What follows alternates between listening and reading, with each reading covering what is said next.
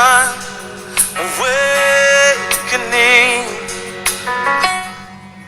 I hear the sound of a Bonjour Destiny Center Live. Aujourd'hui, nous sommes très heureux de vous avoir encore une fois pour notre enseignement sur le ministère de l'apôtre.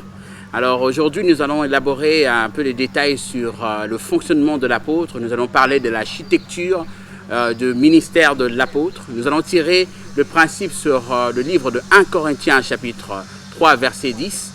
Et nous allons aussi tirer le principe dans le livre de Ézéchiel à partir du chapitre 40 jusqu'au verset 5. Mais pour cela, avant de commencer, je veux faire une petite prière pour sceller la parole. Seigneur, nous te bénissons aujourd'hui à ce qui concerne ce que tu es en train d'accomplir dans notre vie. Seigneur, nous prions à ce que, Seigneur, nous puissions ouvrir le temps, Seigneur, afin de pénétrer les régions internelles pour que nous puissions, Seigneur notre Dieu, recevoir la manne venant de toi pour le moment, pour la saison et pour une génération, Seigneur. Nous le décrétons et nous le déclarons dans le nom de Jésus, que toute pensée soit captive à l'obéissance de Christ. C'est en ton nom, Jésus-Christ, que j'ai ainsi prié. Amen. Alors nous allons lire ensemble le livre de 1 Corinthiens, aussi le livre d'Ézéchiel, à partir du chapitre 40. Nous commençons par le livre de 1 Corinthiens, chapitre 3, et à partir du verset 10. Alors nous allons lire dans la version du livre de Derby, mais je pense que dans l'écran vous allez voir quelques écritures. Ce sera peut-être dans une autre version, mais la version que je lis, c'est la Bible de Derby. La Bible dit ceci: selon la grâce de Dieu qui m'a été donnée comme un sage architecte, j'ai posé les fondements et un autre édifice dessus, mais que chacun considère comme il édifie dessus. Mais dans notre version, si vous voyez le livre de la Bible de Louis Ségan, il dit: selon la grâce de Dieu qui m'a été donnée, j'ai posé le fondement comme un sage architecte, un autre bâti dessus, mais que chacun prenne garde à la manière dont il bâtit dessus. Alors nous allons aussi prendre le livre de Ézéchiel chapitre 40, le livre d'Ézéchiel chapitre 40. Elle aussi, elle nous donne un concept sur ce que le Seigneur voudrait faire dans la vie la vie personnelle d'un apôtre. Il est en train de parler de quelque chose de très important. Dans ce verset, vous allez voir que ça va énumérer quelque chose qui s'est passé entre le prophète Ézéchiel et aussi ce que l'ange de l'Éternel a donné comme précision et détail. Et ça va nous donner quelques éléments pour expliquer c'est quoi, en fait, le fonctionnement du ministère de l'apôtre. Celui-là, je le lirai plutôt en français, en anglais. Ici, je pense que dans l'écran, vous allez voir que ça va être écrit en français, mais je vais le lire en anglais parce qu'il y a quelques mots que j'aimerais utiliser ici, même si je veux faire l'interprétation après en français, mais ça va me donner un peu plus de contexte. Ici, ça dit ceci: in the 20 years of the exile, at the beginning of the year, on the 10th of the month, in the 14 years of the fall of the city, on the very day of the hand of the Lord was upon me, and took me there. In a vision of God, he had took me to the land of Israel, and set me on the very high mountain, on whose south side were some buildings that looked like a city. He took me there, and I saw a man whose appearance was like a bronze. He was standing in the gateway in the linen cord, and the measure rod in the hand. The man said to me, Son of man, look carefully and listen closely. Pay attention to everything I am going to show you, and for that is why you have been brought here, to tell the people of Israel everything you see.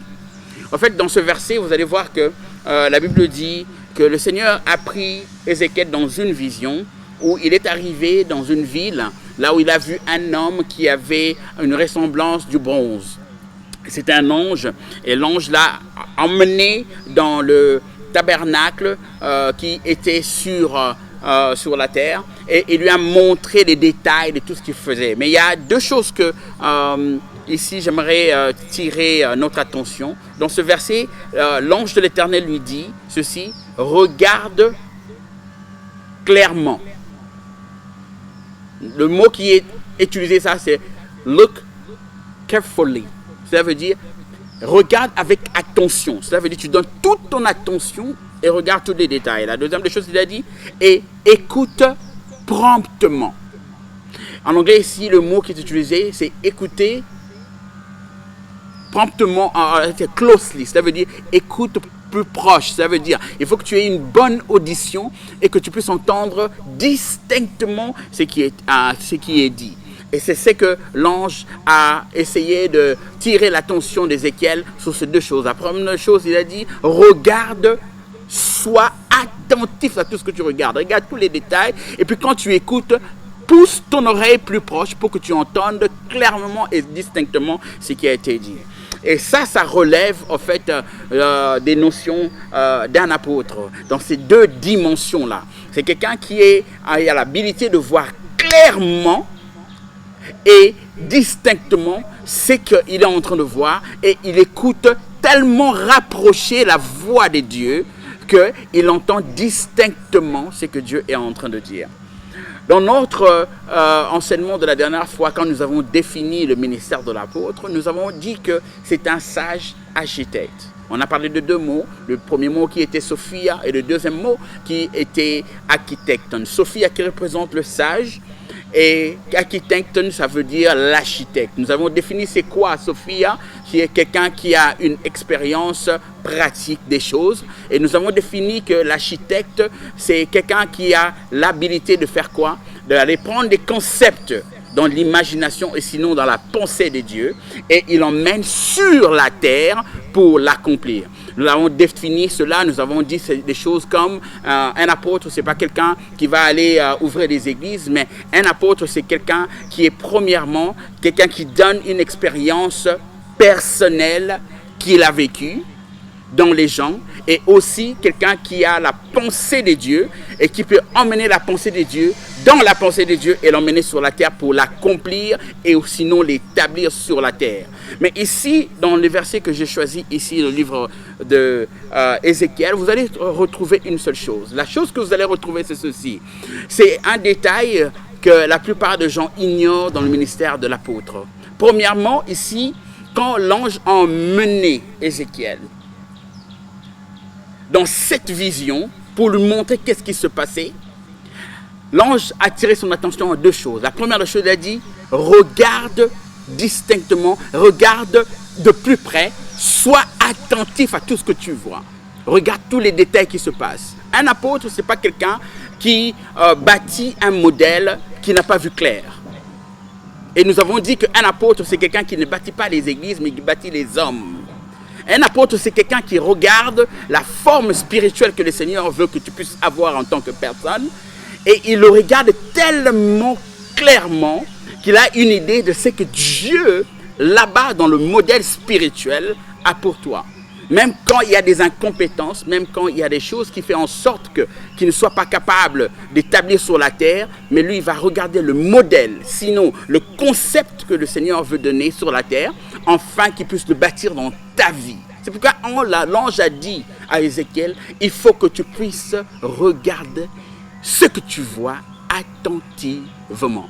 Donc cela veut dire, un apôtre, c'est quelqu'un qui fait attention aux détails. Et la deuxième des choses, la Bible dit qu'il devait pousser son oreille. En anglais, on dit look closely, listen closely. Ça veut dire tu dois te pousser de plus proche pour que tu puisses entendre distinctement. Toutes les vibrations de ce que tu vas entendre, tu dois être capable de le quantifier et tu dois être capable de bien le visionner et de visualiser ce que tu entends pour avoir une bonne compréhension. Alors, un apôtre, c'est quelqu'un qui regarde. Et si on lit dans ce chapitre à partir du verset 1er jusqu'à la fin de ce chapitre, la Bible dit que l'ange l'avait emmené dans le tabernacle pour qu'il puisse mesurer les choses qui se passaient là, les détails de ce qui a été construit. Dans l'architecture du ministère d'apôtre, nous allons retrouver des choses qui sont des détails que nous devons comprendre afin de comprendre ce ministère. Parce que ce ministère a été incompris. Nous avons attribué le ministère de l'apôtre comme un ministère où quelqu'un peut bâtir plusieurs églises. Pour votre information, je vous dis, un évangéliste peut bâtir plusieurs églises. Un pasteur peut bâtir plusieurs églises. Si dans son cœur, il a ce souci missionnaire, il peut aller bâtir ces églises. Mais un apôtre, c'est quelqu'un qui bâtit les hommes. Et quand il bâtit ces hommes-là, il le bâtit selon le modèle de Dieu. Nous avons dit qu'un architecte, c'est quelqu'un qui est un concepteur de modèles ou sinon de concepts. Et il est aussi capable d'emmener cette capacité des choses qu'il a vues et de le bâtir sur la terre. Et la deuxième des choses, vous allez remarquer une seule chose, c'est que dans le ministère de l'apôtre, selon le livre d'Ézéchiel, quand l'ange lui a montré, la première chose qu'il lui a montré, si vous descendez juste en bas, il était premièrement en train de faire quoi? De mesurer tout. La Bible dit que cet ange-là avait avec lui un rouleau pour mesurer. Un apôtre, c'est quelqu'un qui mesure tout. Pourquoi est-ce que nous mesurons tout? Comme vous connaissez, dans les règles de l'architecture ou sinon de la construction, tous les éléments de mesure sont très importants. Parce que si le linteau, il a la même dimension que la porte, alors ce ne sera pas une maison qui sera stable. En fait, toutes les mesures doivent être distinctement construites selon le modèle, selon le concept de cet architecte. La première des choses que l'ange a apporté, c'est d'abord l'habilité de mesurer, de se rassurer que tout est fait à la seconde près. Un apôtre, c'est quelqu'un qui va venir dans ta vie et il va d'abord mesurer les limites, les limitations, ou bien la dimension et la grandeur de la grâce que tu as, afin qu'il puisse commencer à faire un travail. Vous remarquerez que quand un apôtre arrive dans un territoire, la première des choses qu'il fait, avant de commencer à mesurer, il va d'abord commencer à faire l'analyse totale des choses qui doivent être bâties. Qu'est-ce qui a été fait et qu'est-ce qu'on doit retenir dans ce qui a été bâti et ce qui doit être rajouté. La première chose que l'apôtre va avoir en lui, c'est l'habilité de mesurer. Et c'est ce que l'ange a fait. La Bible dit qu'il a mesuré les parties de la maison. Les linteaux, la fondation, les portes, les fenêtres. Dans toutes les dimensions, il doit avoir l'habilité de mesurer. Et quand nous parlons de mesurer quelque chose, cela veut dire on se rassure que toutes les descriptions de la chose sont complète et faite selon le modèle à laquelle nous avons encadré dans le modèle que Dieu nous donne. La deuxième des choses, l'ange emmenait trois choses différentes. La première des choses, l'ange emmenait l'évaluation. Il mesurait pourquoi? Pour évaluer si la maison a été bien bâtie. La deuxième des choses, il a emmené l'analyse sur tous les détails de ce qui a été construit. Et la troisième des choses, il est en train de vouloir savoir l'exactitude et la précision à laquelle la chose a été bâtie. Et c'est ça le ministère d'un apôtre. Ce n'est pas juste un ministère où quelqu'un est en train de faire des choses vaille que vaille. Ce n'est pas un ministère où quelqu'un est en train juste de bâtir des maisons pour le bâtir. Ça prend du temps. Et même quand les gens disent qu'un apôtre ne reste pas longtemps dans un endroit, ça dépend de ce que le Seigneur est en train de donner comme devoir à un apôtre. Mais vous allez remarquer que si quelqu'un apporte l'analyse, si quelqu'un est en train d'emmener la précision sur ce qu'il est en train de bâtir, c'est que ça prend du temps. Le ministère de l'apôtre, ce n'est pas un ministère qui est volatile, qui vient, qui ne reste pas. Quand il bâtit la fondation ou bien la bâtisse ou l'édifice qui représente les hommes, il prend son temps. Vous allez voir, la première des choses, c'est qu'il doit regarder, voir ce que Dieu est en train de montrer dans la vie d'une personne. Il doit le regarder avec exactitude. Il doit prendre le temps d'observer, il doit prendre le temps de voir ce qu'il est en train de voir. Et la deuxième des choses, il doit entendre de Dieu les instructions claires. C'est pourquoi tu as vu l'ange attirer l'attention d'Ézéchiel. Il a dit, écoute plus proche, closely.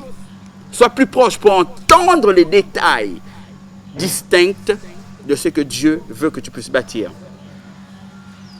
Et la troisième chose, vous allez voir que dans ce verset, quand nous sommes en train de le lire, il parle de l'évaluation. C'est quoi l'évaluation? L'évaluation, c'est l'habilité de faire quoi? De regarder la chose qui est faite et essayer de tirer le pour et le contre, afin de tirer une conclusion pour emmener la chose à son état parfait. La deuxième des choses, il amène l'analyse. Cela veut dire, il analyse les détails de ce qui a été fait. Et pourquoi? Pour voir de quelle manière nous pouvons l'utiliser. Sans analyse, nous ne pouvons pas arriver à des conclusions qui sont parfaites. Et la troisième des choses, il est en train d'emmener l'exactitude. Le mot en anglais, c'est le mot accuracy. Quelque chose qui fait à la seconde et à la minute près. Et c'est ce que l'apôtre est en train d'emmener. Pourquoi? Pour bâtir les vies des gens, des églises locales. Il doit y avoir une mentalité qui doit être faite. Un apôtre arrive dans un territoire comme le Congo. La première des choses que l'apôtre fait, parce qu'il emmène ces trois dimensions, qui est la première, l'évaluation, l'analyse et l'exactitude de la chose. La première des choses qu'il va faire, il va d'abord entrer dans la culture, vouloir savoir la culture de ce pays. Savoir leurs limites, savoir ce qui fait bouger ces gens, savoir ce qui attire plus ces personnes. Il doit être adombré, sinon de devenir comme une sorte d'éponge pour imbiber la mentalité, le comprendre, prendre le pour et le contre. Et la deuxième des choses, pour être capable d'analyser quel est le plan, le modèle que Dieu lui a donné, comment est-ce qu'il peut l'implémenter dans cette mentalité. C'est pourquoi Jésus-Christ, qui était le véritable apôtre, quand il est venu sur la terre, il est venu dans un moment où il y avait une langue qui réunissait presque toutes les civilisations. Parce que quand les Babyloniens sont venus, ils ont emmené une chose que les autres n'avaient pas. Les Égyptiens restaient avec leur langue. Mais quand les Babyloniens sont venus, vous avez vu à la déportation de Babylone, l'Israël, quand ils ont pris les 4 jeunes Hébreux, qui étaient l'élite en ce moment-là, qui étaient Daniel, Meshach, Azaria et les autres, quand ils les ont pris, la première des choses qu'ils ont fait, ils ont voulu connaître leur langue. Ils ont assimilé l'hébreu à l'araméen, pour qu'on retrouve les mots hébreux dans l'araméen, pour attirer les Hébreux à apprendre leur langue. Et quand Jésus-Christ est venu, il est venu à l'Empire romain, qui était la réunification, sinon un cocktail de plusieurs langues.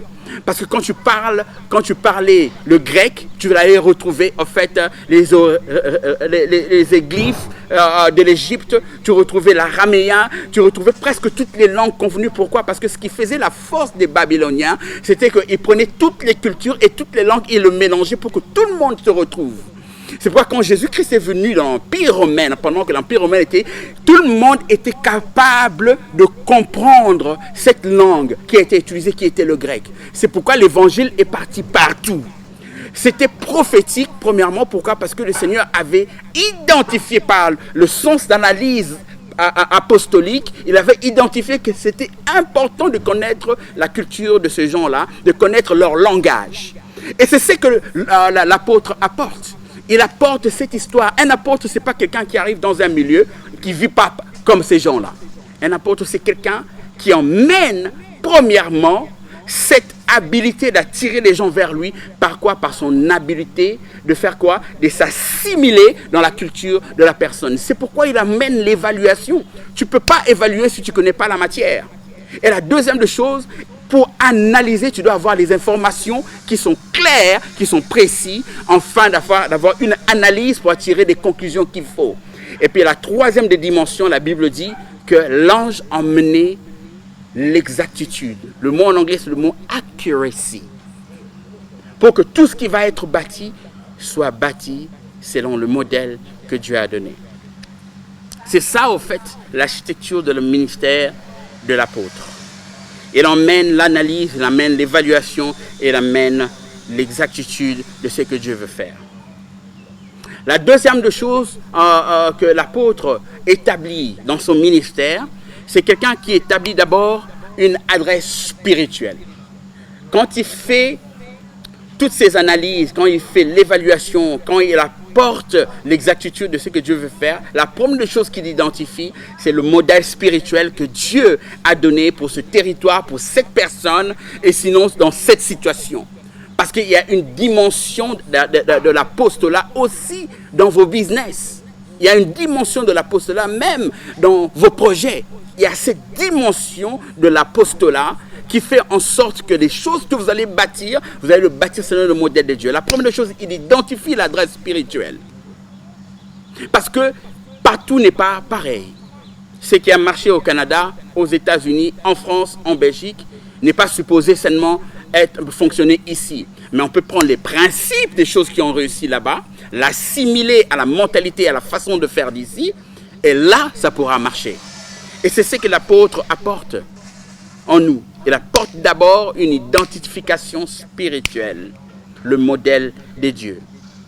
C'est comme Moïse, vous avez vu l'exemple que j'ai donné, il est monté dans le tabernacle céleste, il a reçu le modèle du tabernacle céleste quand il a bâti sur la terre. Dieu ne faisait plus la différence entre le ciel et la terre. Pourquoi? Parce que ça ressemblait à là où Dieu préfère habiter. Et qui est cet endroit-là? C'est notre cœur. C'est ça, au fait, l'architecture du ministère de l'apôtre. Et je vais donner les détails, les sortes des apôtres, prochainement quand nous allons revenir. Je vais donner les sortes des apôtres et pourquoi Dieu envoie le ministère de l'apôtre à certains endroits pour faire le travail. Tout le ministère, les 5 dons du ministère, j'aimerais bien tirer l'attention, ce sont des ministères d'instruction. Cela veut dire que ce sont des ministères d'enseignement.